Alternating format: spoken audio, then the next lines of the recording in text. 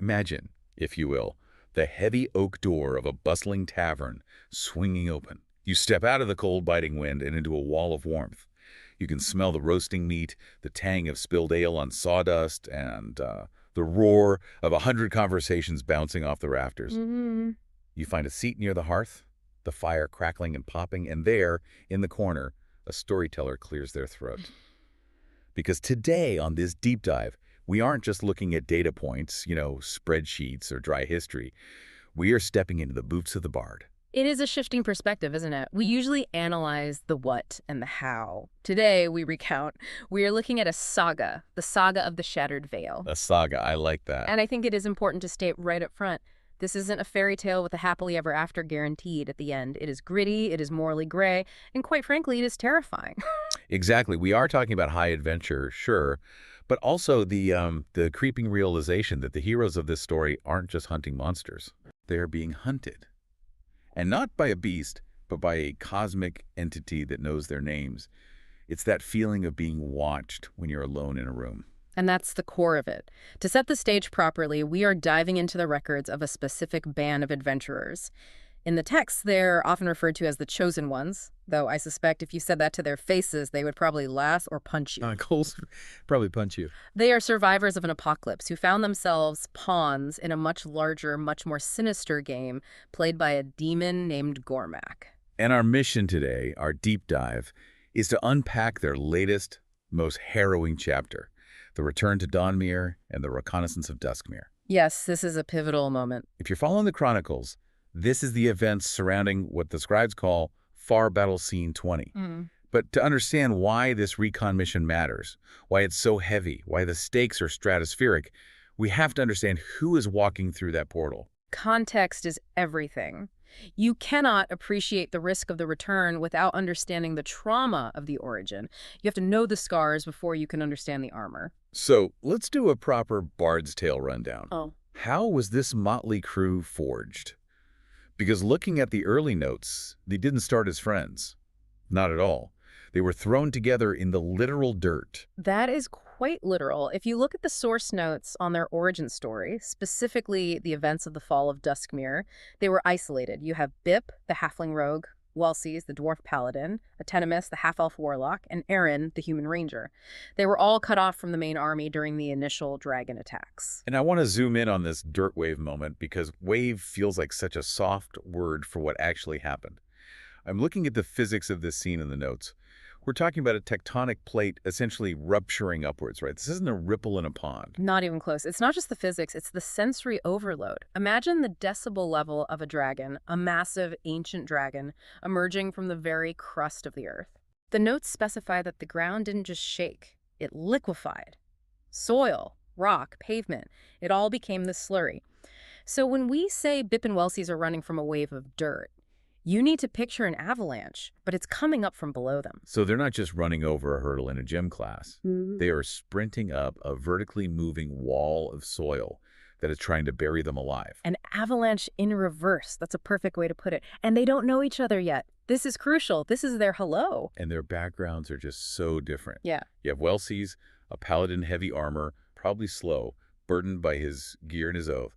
Then there's Bip, a rogue, fast, agile, probably used to looking out for number one. Exactly. In a normal survival of the fittest scenario, Bip leaves Welsies behind. He clears the gap.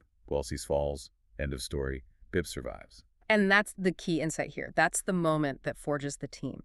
Trauma serves as a catalytic converter for trust. In a corporate retreat, building trust takes 3 days of trust falls and workshops. Oops. And awkward icebreakers. And awkward icebreakers. In an apocalypse, it takes 3 seconds. When Bip reaches back, or in another account, when Welsies uses his shield to block a chunk of flying debris for Bip, they skip 10 years of friendship building. That shared split second of jump or die. It forged a bond that goes deeper than simple camaraderie. It's trauma bonding in its purest, most primal form. They owe each other their lives before they even know each other's names. But does that trust hold? Because this is where the heroic narrative gets messy almost immediately. We're talking minutes later. They're escaping the city. Dragons are swooping down. People are panicking. And we have the bell incident. Bip and the bell, this is, well, it's controversial to say the least. Controversial. That's putting it mildly. I read the account. Bip ties a bell to a fleeing villager to attract the dragons to them instead of the party. It is chilling. There's no other word for it. It is what ethicists might call amoral pragmatism. Okay, wait, stop there. You're calling this pragmatic, but that sounds like a euphemism. The hero used a living human being as bait, as a sound decoy. How does the rest of the party justify keeping a sociopath on the team? If I'm Wellesley's the paladin, the holy warrior, how do I not arrest Bip on the spot? And that is the tragedy of the situation. Wellesley's likely wanted to. You can see it in the accounts of his reaction, the horror, the disbelief. But in that moment, with fire raining from the sky and a dragon's shadow passing overhead, Bip's action, as horrific as it was, bought them the seconds they needed to escape. So it worked. It worked, and it sets a precedent for the group. Survival first, morality second. They will do what is necessary to survive, even if it stains their souls. It also binds them together in a shared guilt. They didn't stop him. They're accomplices now. Exactly. They saw it happen, and they benefited from it. Wellesley's can't just arrest Bip because on some level Bip saved him too. It's an impossible moral knot tied in the first hour of their adventure. And speaking of stained souls, that brings us to Wellesley's himself. He's supposed to be the moral compass, the steadfast holy warrior. But his arc took a massive, tragic turn during the pirate hunting chapters, specifically with Admiral Jack Windbeard. Yes, the confrontation with Admiral Jack. This was a pivotal moment of identity crisis for Wellesley's. He prides himself on his divine oath, his heritage, his sense of justice. Then he discovers that not only was his family purged by these pirate cultists, but the leader of those pirates, Admiral Jack, looked exactly like him. A doppelganger. Or a twin. The texts are a bit vague. A genetic mirror. Think about the psychological impact of that. You are a man of the law, a holy man, and you are staring at a man who has committed untold atrocities, a man spreading demonic corruption, and he has your face, he has your voice. He's a version of you that went completely wrong. It's the ultimate there but for the grace of God go I moment. But worse, because this man is actively destroying everything Wellesley's holds dear, and to stop the demonic plague he was spreading, the team had to execute him. And they didn't take him to trial. No time. The plague was spreading from his very body. Okay. Atenimus, the warlock, was the one to perform the execution. But Wellesley's had to stand there and watch his own face die. He had to consent to it for the greater good. That breaks a person. It has to. It shatters the binary of good versus evil. Wellesley's learned that evil can wear his face. It hollows him out, leaving room for doubt. The certainty he had in his phase and his own righteousness, it gets a massive crack right down the middle. Which brings us to Atenimus. He's the one pulling the trigger, often literally. He's the one who takes on the moral weight of these decisions. He's made a pact with some kind of otherworldly patron, but he seems to be using that dark power to fight a greater evil. He is the gambler of the group. He's the one willing to roll the dice on morally ambiguous actions. Executing a prisoner like Jack Windbeard is a war crime in many contexts, but in theirs. It was a tactical necessity to stop a demonic plague from consuming a whole port city. So he's constantly walking that razor's edge. Between being a hero and becoming the monster he fights, he absorbs the sin so the others don't have to. He makes the hard calls, the ones that will keep Wellesley's up at night, and he just lives with it. It's a heavy burden. And finally, Aaron, the Ranger. He's the newest member to have a, let's say, world-shattering experience. He just went through the ringer in Mistwood Vale. Oh, absolutely. And his trial wasn't just a physical fight, it was psychological warfare. Right. Aaron's story is about the Watcher.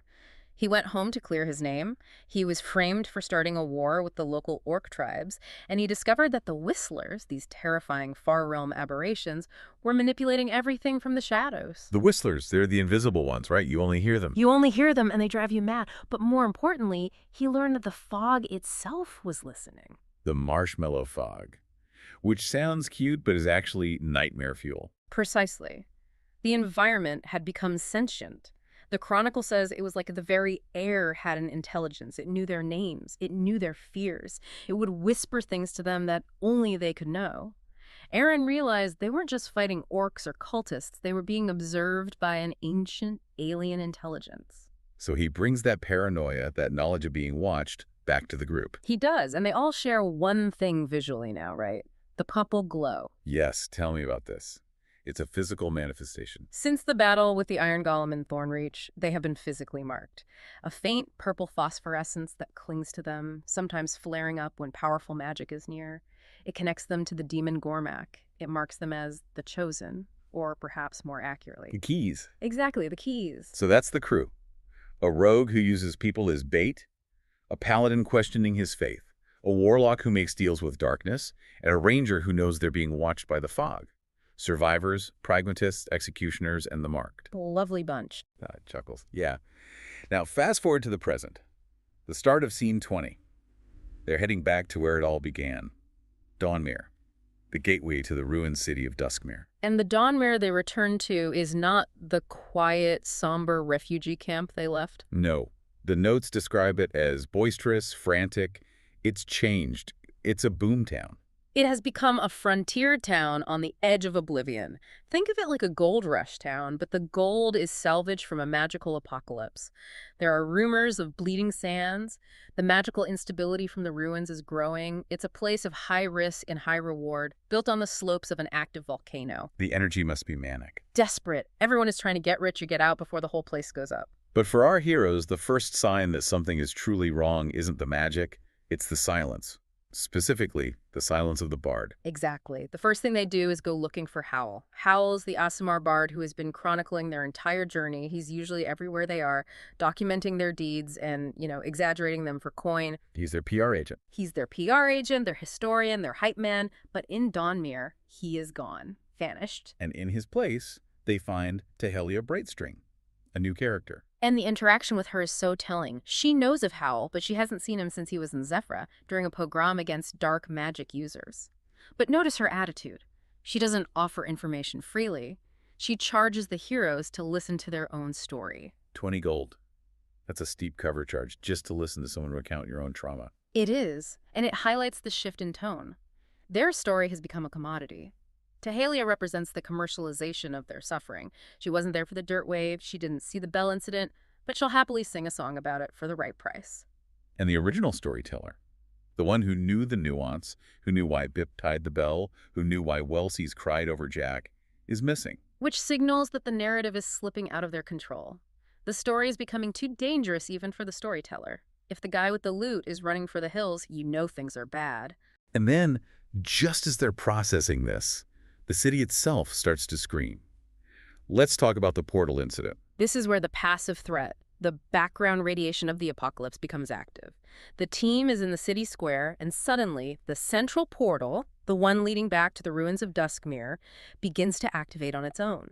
The notes describe shimmering sands rising in sheets. That's such a cool image. It's like the door is trying to kick itself open from the inside. It's an uncontrolled activation, and the heroes react physically. The purple marks on their skin, the ones from Gormak, they begin to glow brightly in resonance with the portal's energy. So they're like tuning forks. Perfect analogy. And Atenimus, specifically the warlock, he enters a trance. The text says he hears whispers from the other side calling them to enter, voices saying, "Come to us, you are the key." Creepy. Utterly creepy. Yeah. It confirms everything they feared. They are the keys. The town guards and wizards rush to block it. They've been fighting this phenomenon for weeks, trying to contain it. But seeing the hero's reaction proves that they are the ones who can cross. They vibrate at the same frequency as the apocalypse. And that gets them an audience with the big boss. Jarl Rowan Kingsley, the King's Hand. This meeting is crucial. It's the turning point. The Jarl reveals that no one has gone back to Duskmere since the fall. They've sealed it off. It's a red zone. But they have thousands of refugees, and they need to know. They need to know if anyone survived the apocalypse in the north. Are there pockets of survivors? Is it safe to try and resettle? They need intel. They need a reconnaissance mission, and they're looking at the only 4 people in the world who seem to be attuned to the disaster zone. And this leads to my favorite part of any D&D campaign, or any mercenary story, really, the negotiation. Oh, look. The loot. The loot. The notes mention natural 20s in the negotiation. They didn't just ask for a stipend, they cleaned house. It wasn't just greed, though. You have to see it as preparation. They weren't haggling over a few gold pieces. They demanded the best support the king could offer because they knew, deep down, they were walking into hell. So let's look at the King's Boon. Break it down for me. What did they actually get? Okay, so first, and this is a big one, a massive infusion of magical knowledge. The notes specify 30 points of spells. What does that mean in practical terms? He's not just handing them a bag of spells. No.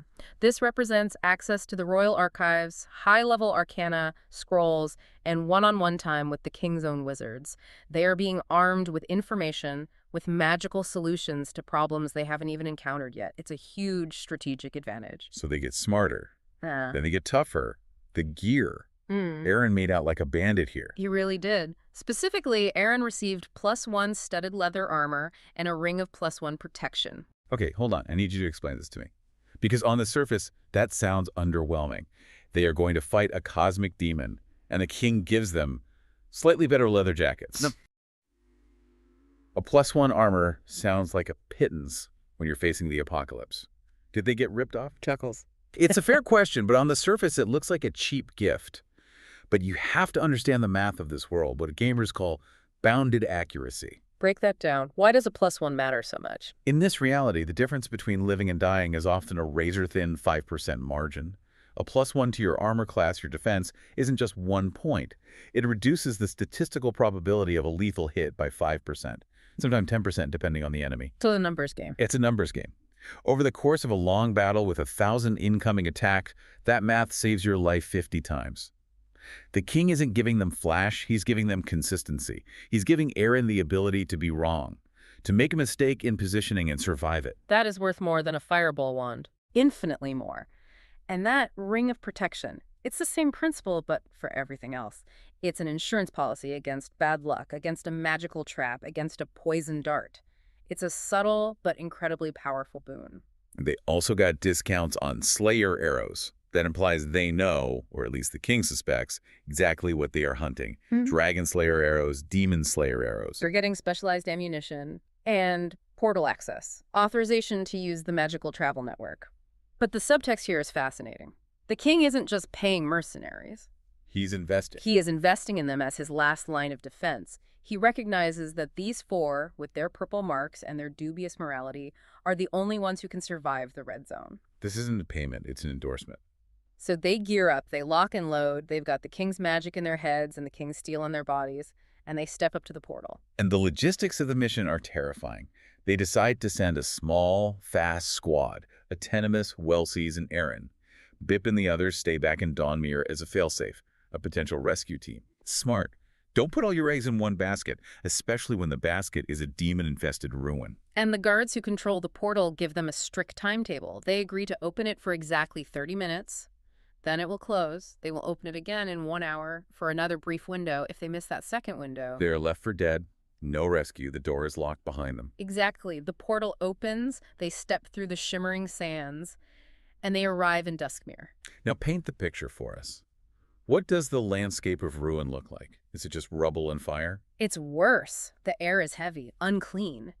The notes say it tastes like copper and ash.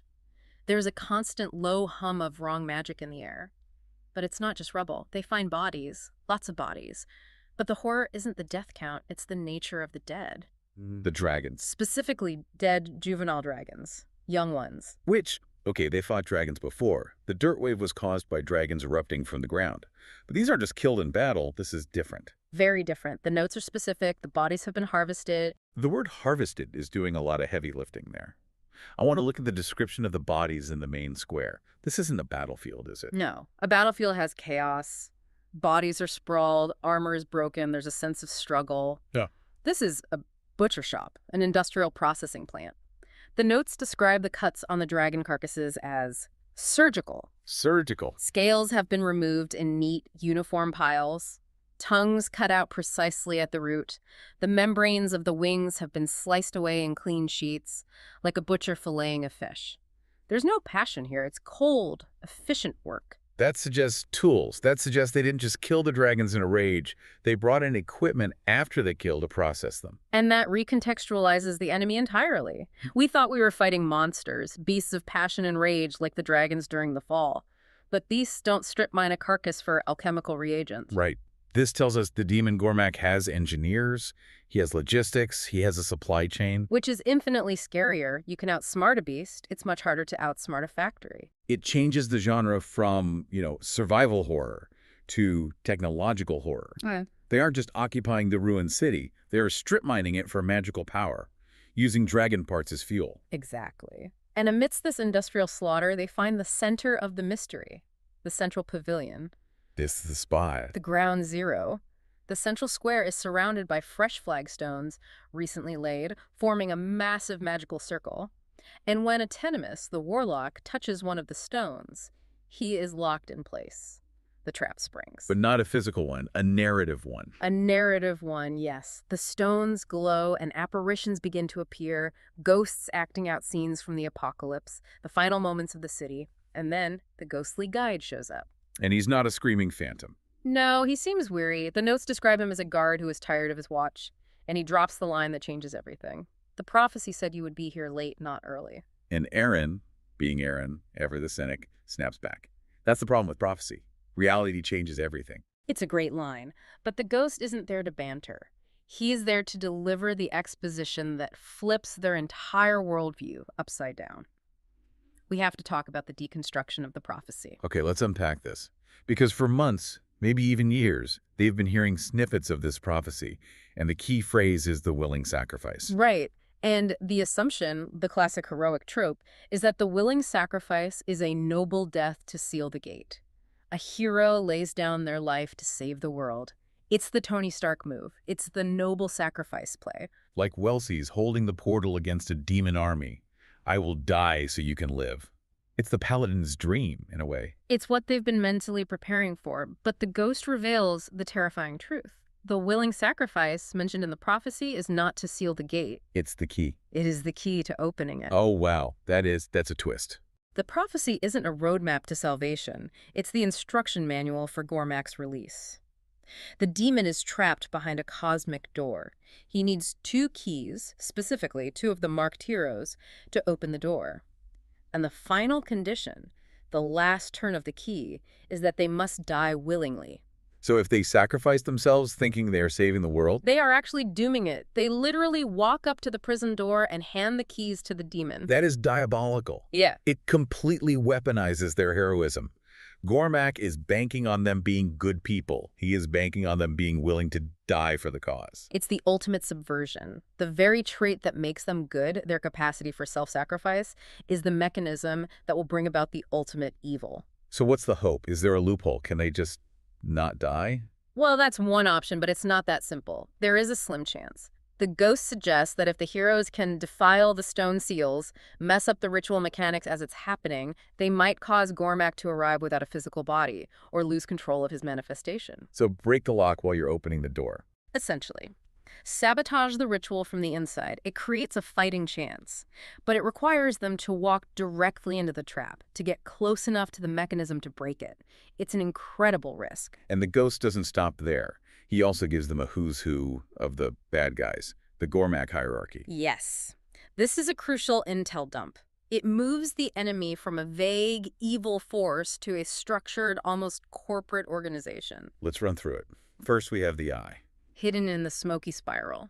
This represents cult recruitment, growth, surveillance, the Watcher in the Fog from Mistwood Vale, almost certainly an agent of the Eye. Then the Fingers. High-level minions, we've met them. Admiral Jack Windbeard was a finger. The corrupted priestess in Sunspire was a finger. They are the field agents who grasp control, who manipulate events on the ground. Next, the Mouth. This general hides in the cold ice of the north. The mouth makes people believe the lies. It's the source of the voices in the mountains, the whispers on the wind. This is Gormak's propaganda and psychic warfare division. And finally, the Hands. Plural. There are 2. The Fire Hand, which is pretty straightforward. It enforces Gormak's will through raw destruction and force. And then there's the Shackled Hand. This one is fascinating. What does that one do? It represents rules, contracts, and regulations. It's the lawful evil aspect of the organization. Devil's bargains, soul-binding contracts, bureaucracy from hell. Literally. Literally. And this gives the heroes a hit list. They aren't just wandering around fighting random monsters anymore. They have targets. They have a command structure to dismantle. But just as they get this motherload of intel, Yeah. the trap springs for real. Of course. The timing is perfect. The ground begins to shake violently. A deafening growl rolls through the ruins, a sound that feels like it's coming from the center of the earth. The ghost gives his final warning. The hands clutch and burn. You have no choice, worms. And the gate activates, the real one. The portal to the demon realm begins to open right there at the pavilion. The rending of the gate has begun. Their 30-minute window is closing fast. So they run. It's a sprint. It is a desperate scramble back to the Duskmere portal. They have seconds, and in the chaos, climbing over rubble, Aaron falls. He gashes his arm. A simple, mundane injury. But the consequence is anything but mundane. Instantly, a new purple mark forms on the wound, glowing brightly before fading to the same faint luminescence as the others. That is such a visceral detail. The prophecy is literally writing itself on their bodies as they get hurt. It's like a tattoo they can't control. It shows that Gormak is claiming them piece by piece. Every injury, every drop of blood they spill in his domain draws them closer to being his keys. They dive through the portal just as it starts to collapse. They're in the void, that magical space between worlds, and this is where the emotional gut punch lands. The voices in the void, as they are suspended in the magical static, that non-space, Aaron hears two distinct things. The first one is Howl the Bard. His voice, and he's screaming for help. Oh no. This confirms he wasn't just missing. He has been taken. He is on the other side of the portal. The Chronicler is being tortured, likely by the enemy forces in Gormak's realm. And the second voice. Jebediah, their old ally from the early days, the grizzled old prospector. He's in the background cursing and swearing, just as you'd expect. Which means they are alive. But they are captured. They're hostages? It confirms that the enemy is collecting leverage. They have the Bard, the man who knows all their stories. They have their old allies. They are building a collection of emotional weak points to exploit. They crash back into Duskmere, landing in a heap of dust and magic, and the first thing they do is shout at the wizards. Shut it down! Shut it down now! And the portal slams shut. They are safe, for the moment, back in the frantic energy of the frontier town. But the vibe has completely changed for them. They went in looking for survivors. They came back with a hit list, and the knowledge that their own heroism is the trigger for the apocalypse. They are now equipped with the king's boon, powerful magic, strong armor, everything they asked for, but they are burdened with terrible, terrible knowledge. They know that the Watcher from Mistwood, the entity that was tracking them, is no longer just observing. The hunt has transitioned from a chase to a war. The gator to bound has begun to rend. The time for reconnaissance is over. Let's pause here for a second. We need to really sit with this dilemma because it's the core of the entire saga now. You have the willing sacrifice clause. If Aaron or Welsies or any of them dies trying to save Howl the Bard, they don't just lose a friend. They might accidentally delete the universe. It's the trolley problem. But the trolley is a demon lord, and the track is reality itself. Do you pull the lever to save the one person tied to the tracks? Your friend? Howl knowing it will divert the demon lord onto the main line where everyone else is. But it's worse than that. Because if they don't go, if they choose not to act, they are abandoning the very thing that makes them heroes. If you let your friend be tortured for eternity to play it safe, are you even the chosen ones anymore? Or are you just cowards with cool armor? Exactly. That's a shattered veil. Yeah. The king gave them armor to protect their bodies, but he didn't give them anything to protect their conscience. Gormak has checkmated them emotionally. Any move they make feels like the wrong one. And he's counting on that. He's counting on them to eventually break and make a heroic, self-sacrificial, and ultimately world-ending choice out of love or guilt. So if you're listening, put yourself in their boots for a moment. You just crash-landed back into safety. The screams of your best friend are echoing in your head.